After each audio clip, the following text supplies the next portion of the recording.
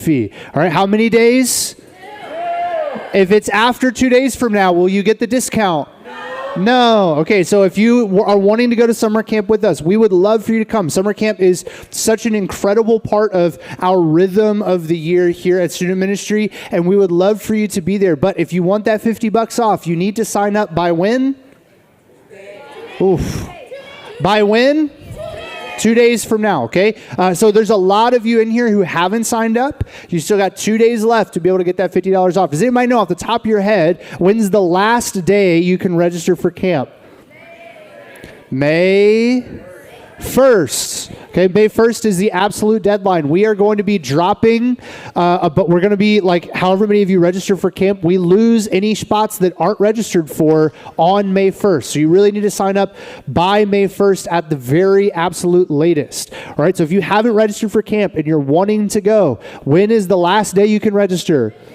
May 1st, absolutely. Don't listen to what people say. You guys are smart. I know people say that you're not, but you are. You're smart. All right, so that's camp this summer. We want you guys to be there for that. Next announcement, April 10th. So that's not this coming Friday, but the following Friday. We are going to have our next community event. It's going to be a little bit different than we've done it before. We're going to have a guys event and a girls event. All right, guys, we're going to be meeting at Continental Ranch Community Park.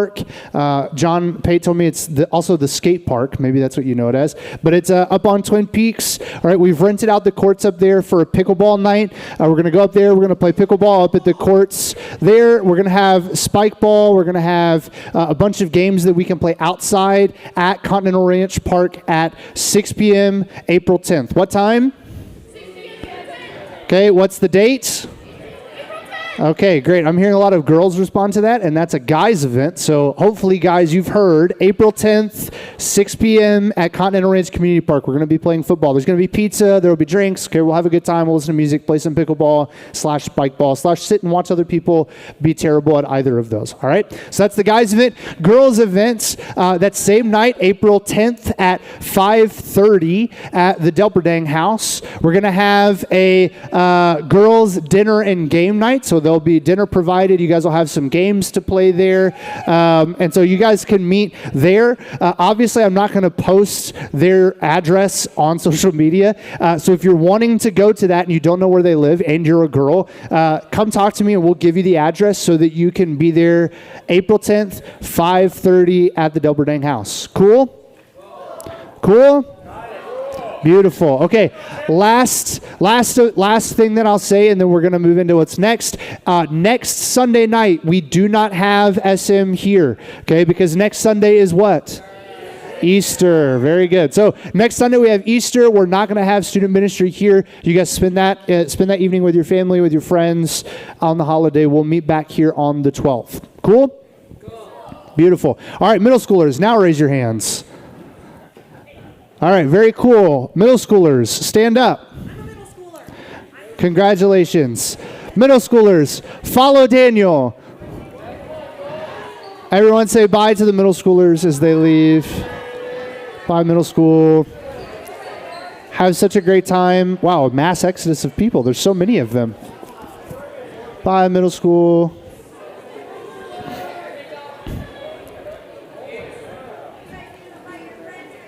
All right, yeah, first things first, I want you guys to look around and notice how many people we just lost. High schoolers, we're slacking. We're getting outrun by the middle schoolers, all right, which is really awesome and great. That's beautiful that there's so many of them. But once they leave, this is a sad room, all right? So make sure you're... It's a happy room. Beautiful. But we're going to do something a little bit different tonight, okay? I'm not going to preach like I normally do, so I'm not going to be standing up here and talk to you for 35 minutes. We're going to do something a little bit different. So here's what I want you to do. I want you to find your small group in the room. Okay, don't go out of this room. You're going to stay in here, but find your small group. Stay in this like middle section if you can-ish, but somewhere over here, okay, in this general vicinity. Find your small group. Small groups, go ahead and you can unhook the chairs and sit with your small group in those chairs.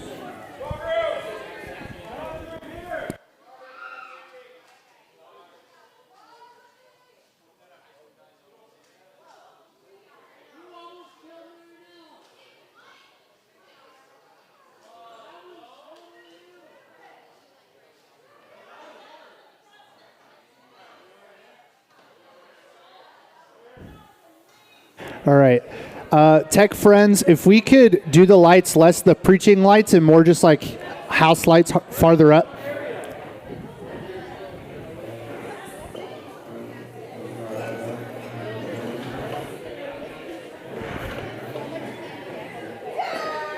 Ah, yes. Beautiful. That's great. Thank you.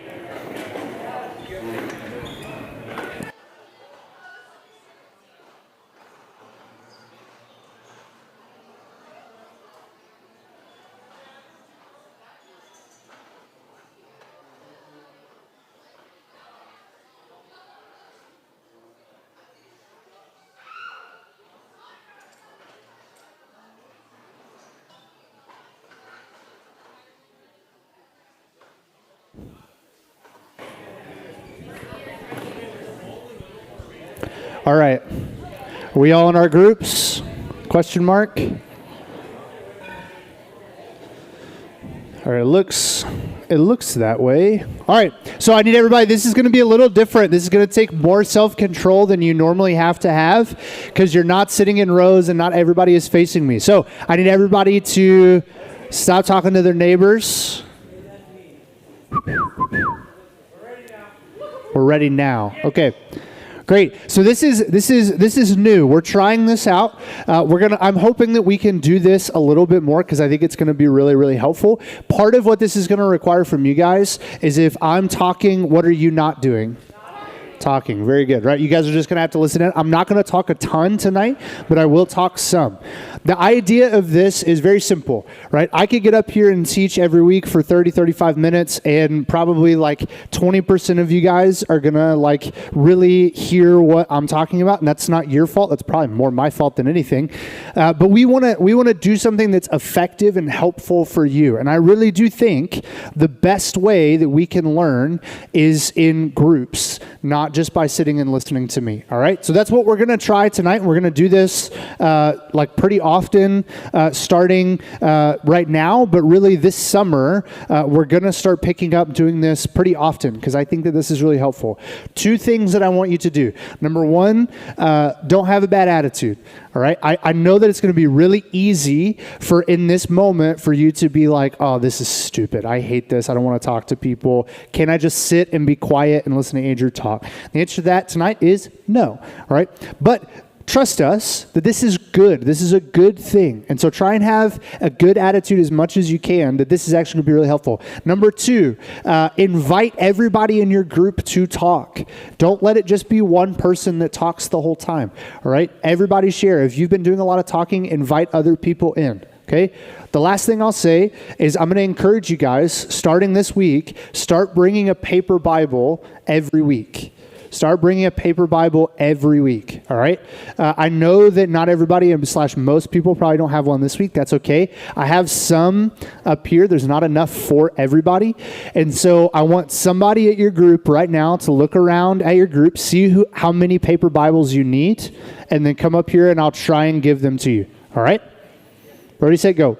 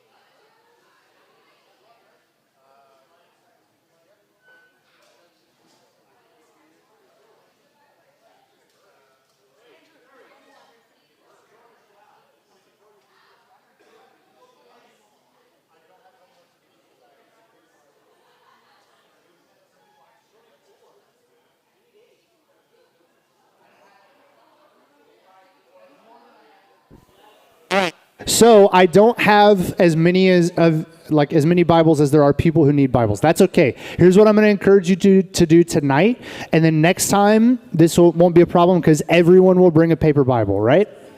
Yes. All right. If you don't have a paper copy, that's fine. Sit next to someone who does and read along with them. Like look over their shoulder and read with them. And this is important, if you do not have a paper Bible at home, like if you don't own one, please let me know tonight. I will give you one. All right. You don't have to pay me. All right. I'm not going to make you do any sort of like manual labor, although you can come pull weeds at my house. But you don't need to do that. You can just have it. All right. But just come in and let me know if you need a Bible, like you don't own one. I'd love to give you one.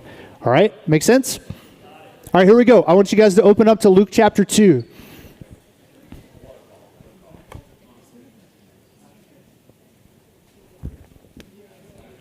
Luke chapter 2. Remember, as you're flipping there, remember last week, what did we talk about last week? Does anybody remember?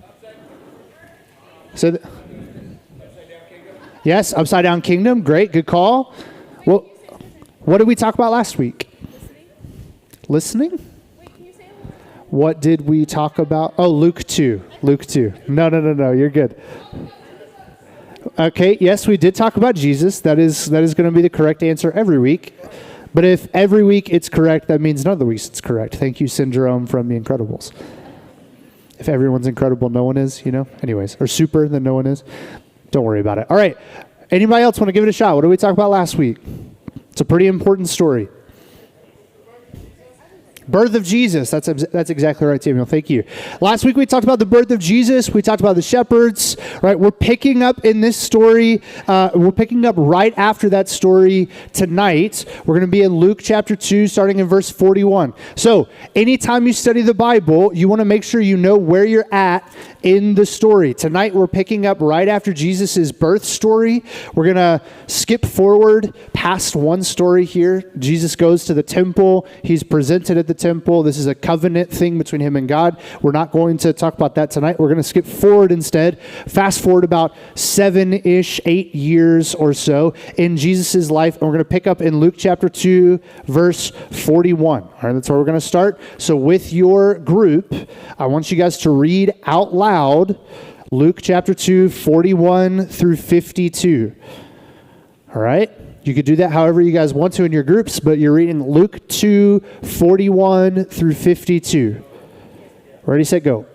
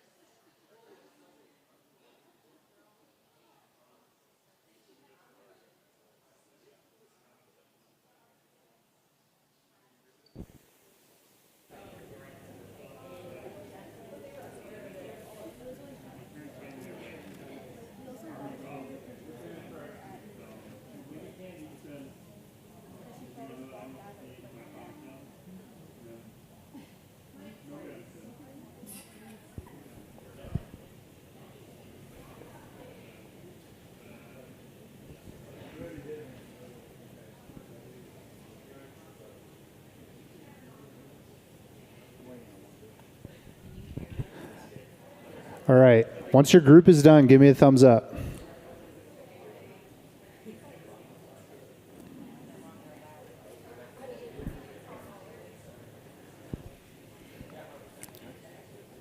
All right, you can put your thumbs down.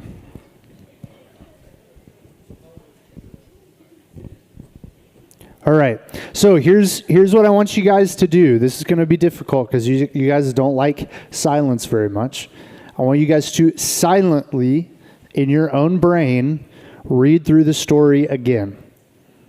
In your own head, read through the story again. Once you're done, give me a thumbs up.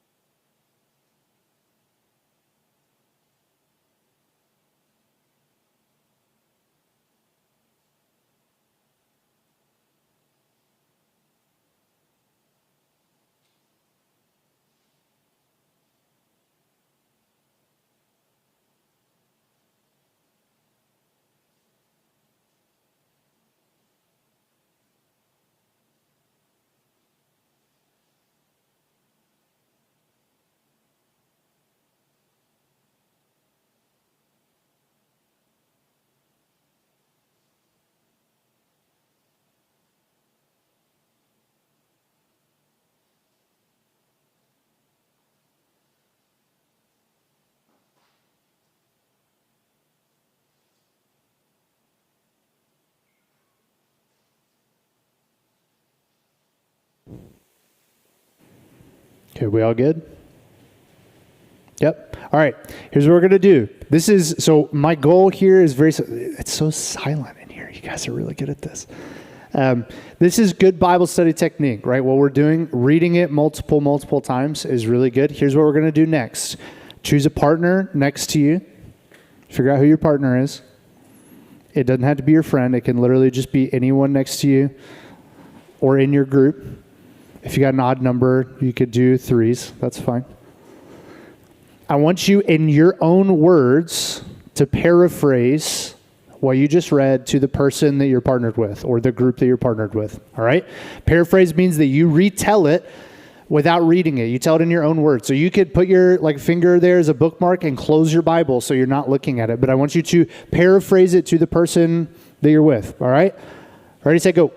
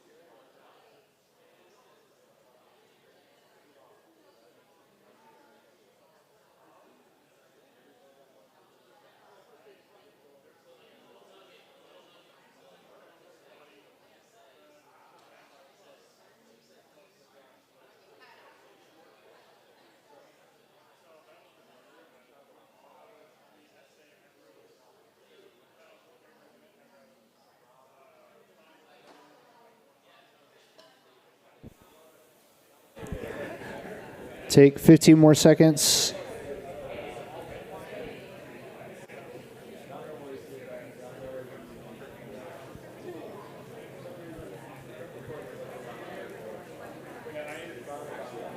5, 4, 3, 2, 1. All right. Very cool. So here's what we're doing. I want you to like let you in behind the curtain a little bit to give you a heads up on what this is that we're doing. One of my main goals here as the person that's in charge of student ministry is that every single one of you leaves 12th grade when you graduate and you depart from student ministry and you go to young adults or you go off to college or whatever it is. My main goal is that every single one of you knows how to read and study the Bible for yourself. It's the best gift that we can give you. I cannot make you love Jesus. There's no part of me that can make that happen in your life. What I can do is give you tools so when you follow Jesus, maybe you're already following him, maybe you're going to in the future, maybe you're unsure of where you are with Jesus, but when you start to follow Jesus, you know how to get into the Bible and read it for yourself. Here's the most important thing about the Bible. It is not about you. Nothing about the Bible is centered around or in any way, shape, or form about you. You're not the main character, right? You are not the designed audience of this book. Instead, it was written to specific people at a specific time. And so it's hard for us to read sometimes. And so my main goal is to teach you how do I read and understand the Bible for myself. That's what we're doing right now. So the first step in understanding the Bible is understanding whatever story we're reading, understanding what it says. All right, we have to understand what it says before we can understand what it means. We have to understand what it means before we can then apply it to our lives. All right, so next thing I want you to do, you've read it. Okay, you've read it silently to yourself, and then you've paraphrased it to someone else. Here's the next step in this part of the Bible study. I want you with your group to discuss, and I'm going to give you a good bit of time here, what stands out to you about this text. Don't talk about yourself. This isn't a time for you to be like, oh, this stands out to me because I'm going through blank or because it applies to me here. Don't worry, we're going to get there. But first, I just want you to say what stands out to you. Okay, there's two ways that it can stand out to you. It can be a light bulb, like it's like oh, that's cool, that's interesting. Or it can be a question mark. I don't understand that. I hate that. I don't like it. It makes me uncomfortable. All right? Light bulbs, question marks. So share with your group. I'm going to give you a good chunk of time here, and then we're going to move on. All right? So share with your group what stands out to you, light bulbs, question marks. Ready, set, go.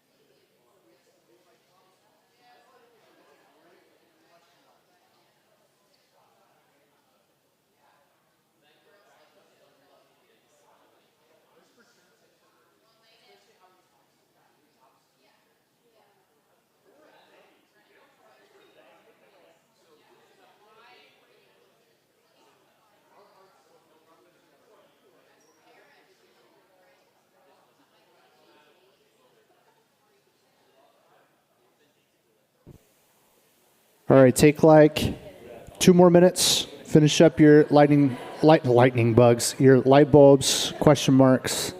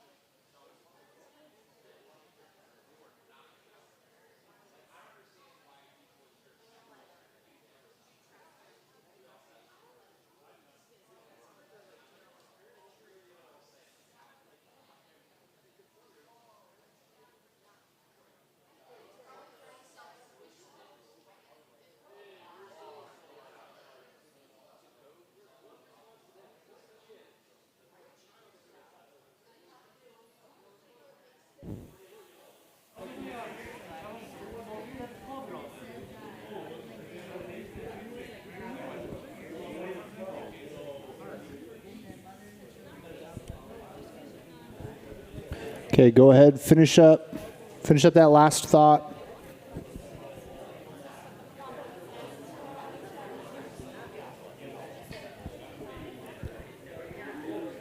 All right, here's what we're going to do. I'm going to ask you to be a little courageous here. I'm going to ask you to share light bulb, question mark, observation from the story. It doesn't have to be yours. It can be something that somebody else in your group said that you thought was really good, like a good thought, a good question, something like that. I'm going to ask you to share it with everybody. So if you're one of our 2 groups that are like back here in Cambodia, you're going to have to really speak up so that the rest of us can hear you, okay? I could bring the mic to you if you want me to. You got me? All right, Riley, go first. Parents, that's a great question for you. Have you forgotten your kid? No. I know so many people who have forgotten their kids. So many people. They have multiple kids. They just get worked up, getting caught up doing other things, and they lose their kid. Yeah, it's not like they left an infant. They left a 12-year-old. He's fine. All right. What else? What are some other light bulbs, question marks, things that stood out, questions you have, things you don't like, things you're confused about? Yeah.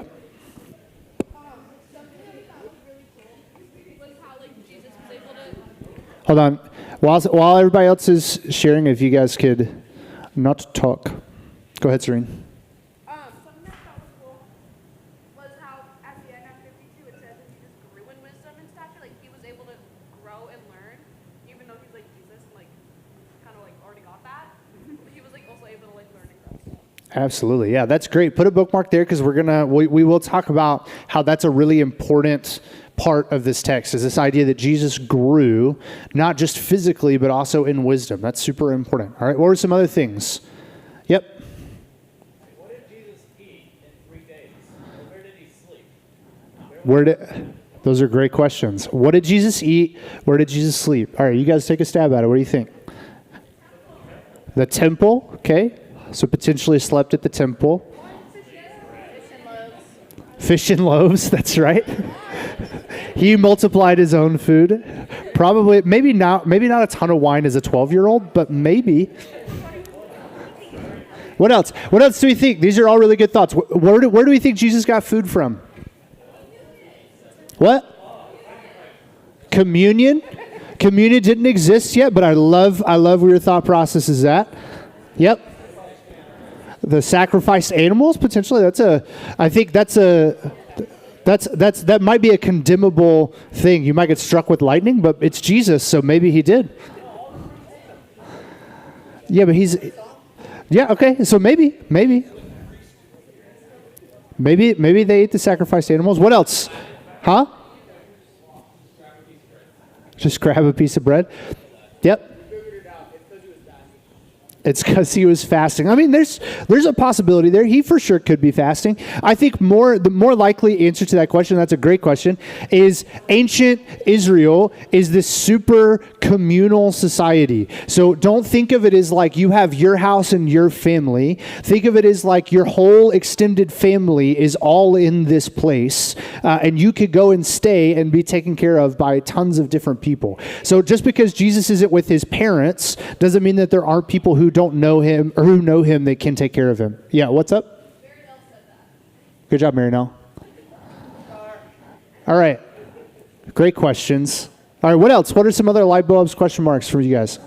Yeah. Is when his parents asked where he worked, where he was, he said, did he not know that must be my father's house? And then Mary got confused, like she doesn't know that his father's God or something. Yeah, that's a good question mark. It's if you didn't hear him, he said it's Mary's response of her being confused at Jesus saying, I had to be in my father's house. That's a thing to note. Yeah, absolutely. It's good. Yep. That he answered the people of the right questions. Well, Yes, absolutely. So we're seeing some tension here, if you can notice, between the thing that Amelia brought up of he's answering adults' questions and what Serene brought up, which is he grows in wisdom. Right? So there's a tension there between those two things. He's learning and growing as a person and yet also can still teach full-grown adults who should know their stuff. All right, good. Let's get a couple more. Tira? What was Mary confused about? What do you think? What do you think Mary was confused about? What he ate, where he slept, and what he ate, maybe, yeah. Yeah. could there have been a possibility that she was confused about saying, like, he's with his father, like his worldly father? Okay, so maybe his use of the word father, maybe she was confused because Joseph was with her. Yeah, that's a good thought. Okay. Like also, my assumption is they didn't fully connect the dots on what a savior was that they were looking for, right? So they're looking for like, oh, I was told that the savior is going to be born for me, and this is the savior. They didn't know he was like the final steps, then, right? Yeah, that's a good thought. I think to build on that, to answer that question, I think probably what Mary and Joseph are confused about is the same thing every Jew is confused about, which is, I didn't know the Messiah was going to be like this. Like they don't know exactly what it means that Jesus is the Savior. So when he says, God is my Father, I'm in my Father's house, that to them is probably like, oh, wait. So Jesus is not just this human Savior. There's even something greater about his nature than what we knew originally, right? That's a great question. Let's get one more. Light bulb, question mark. Yeah. One more. Good. Yes. Notice that at the end after he says, did you not know that I must be in my Father's house? They did not understand the saying, and he spoke to them. And he went down with them and came to Nazareth and was submissive to them. He was obedient to his parents, right? He had to do what he had to do, but he's never not obedient to them, okay? And that's super important. All right. Couple of things I want you guys to pick up on here, right? Last week we talked about this theme of the upside down kingdom, and we talked about how that's going to be really important for us going forward. I want you guys to take like 2 minutes in your group, see if you can pick out at least one example of the upside down kingdom in this story. All right, the upside down kingdom, where it's this, the last will be first and the first will be last, that kind of idea. See if you can find that in the story here. Ready, set, go.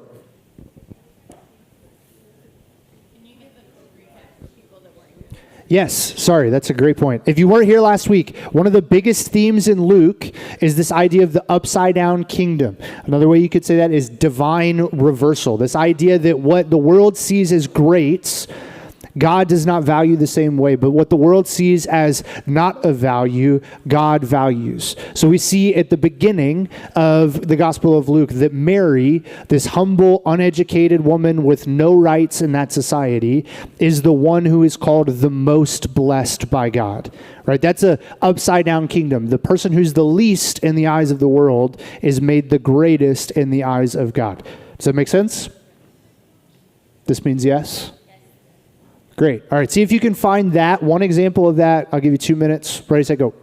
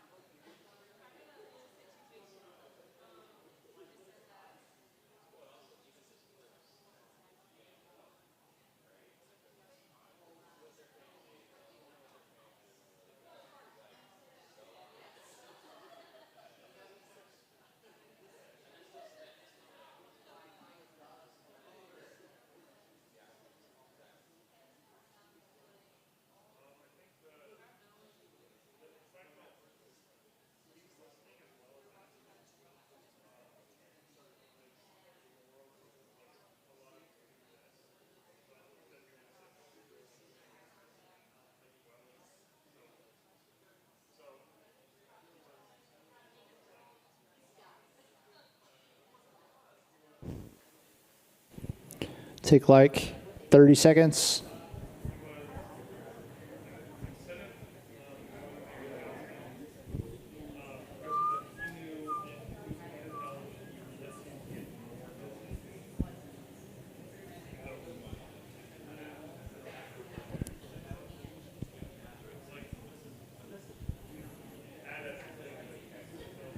Ten seconds.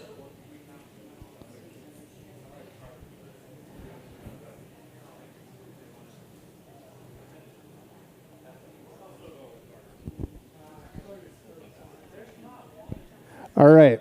What's an example from this story of the upside down kingdom? Carter? Say that a little louder. Good. That's a great example. Jesus was learning from the teachers. Notice that Jesus here sits, and it says that he's listening to them and asking them questions. Right? Yes, Jesus is a kid. We'll get to this in a second. But also, Jesus is God, and yet he's sitting at the feet of these men, and he's listening to them. There is this kind of reversal here that God is sitting and listening to these human teachers. All right, what's another example, Paige?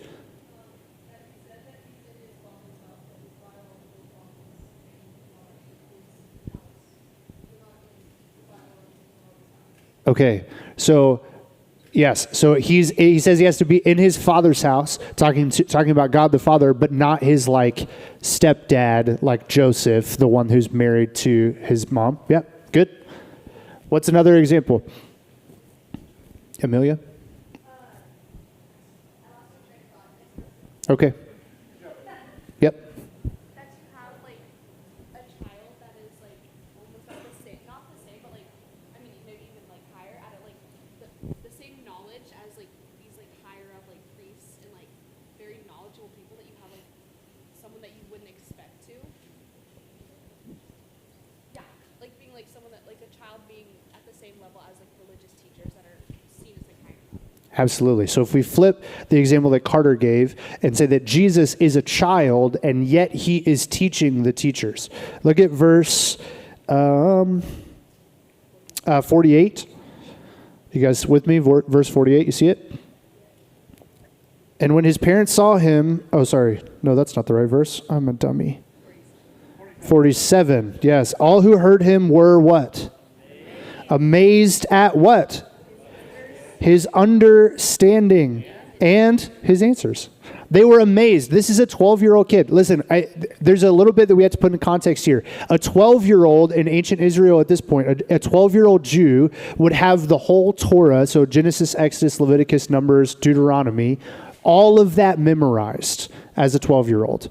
So by the time some of our friends who are over there in middle school right now, they would have the first 5 books of the Bible memorized. They could sing it from memory, right? So Jesus isn't working with like no knowledge here. Like he's smart because everyone is taught to memorize the first 5 books of the Bible, but everyone could do it. So for them to be amazed at his understanding, he's above what everyone else can do. Think of like a 12-year-old coming in and teaching your class and you being amazed at how wise this 12-year-old is. That's the biggest picture of upside down kingdom I can think about, is that a child is teaching the adults. Later on in the book of Luke, we're going to see this theme come up again, where Jesus tells us to have faith like little children. This idea of our relationship with Jesus is intended to be like Jesus in the temple, that we're meant to have this childlike faith. So that's another great example. All right, anybody else have any more examples? You remembered? Yes.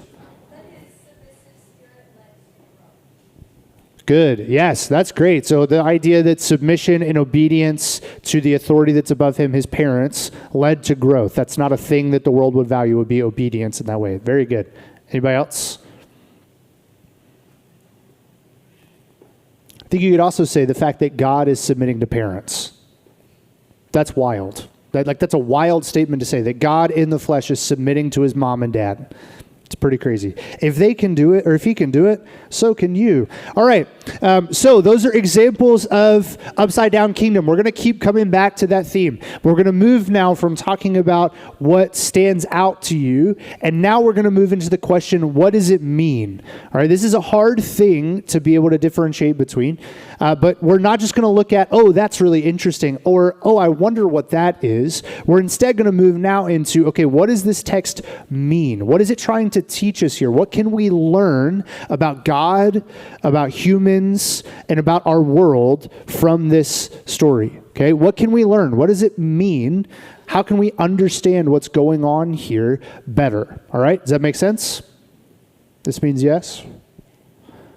Everybody give me a head nod if you're with me. Yeah, beautiful. All right, take some time, talk about this with your group. Ready, set, go.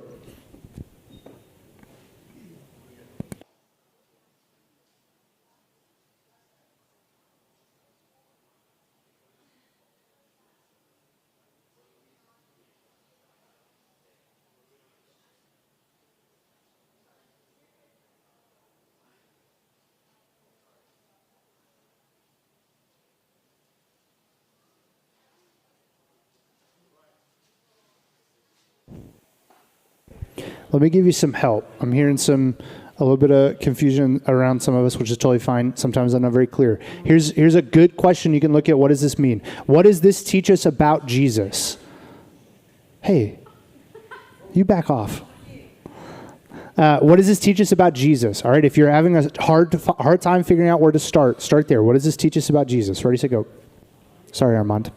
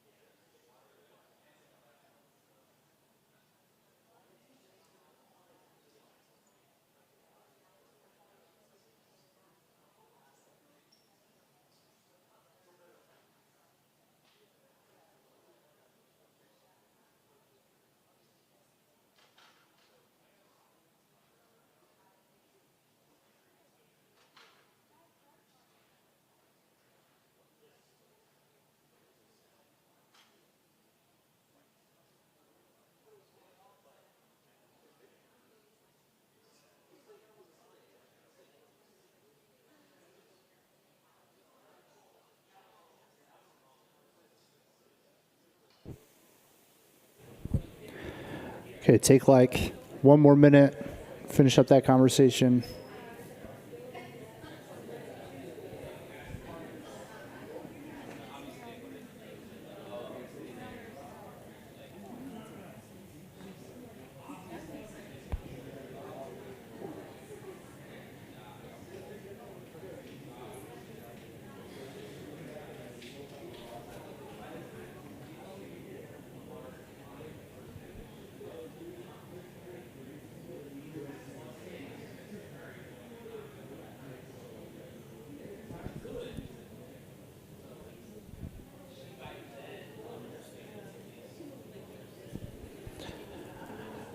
All right. Go ahead, wrap that conversation up. All right. What do we come up with? We're gonna camp here for a little bit longer, but I wanna touch base, see where you guys are thinking. What did you come up with? What did you feel like? What does this passage mean? What is it teaching us about Jesus specifically? What are some of your thoughts? Yeah.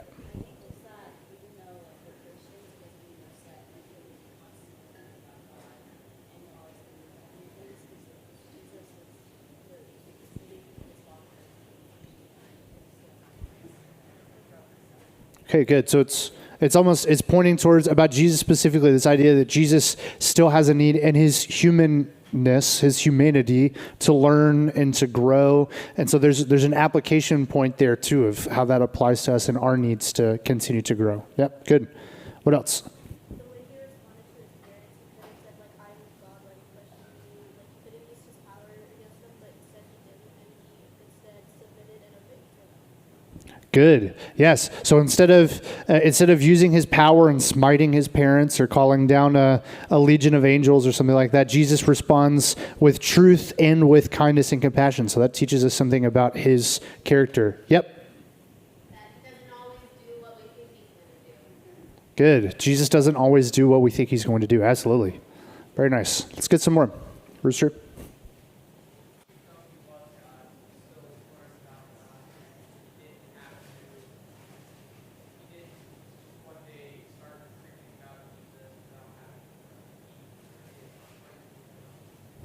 Good. Yeah, so we're learning a lot about Jesus' humanity specifically here. I want you guys to notice that. Where Jesus is 100% human and 100% God. That's an important thing to remember as we go through this. But we're learning a lot about his humanity. He's submitting to his parents, right? He's growing and he's learning, and he's not being lazy in his learning. He's continuing to grow. Very good.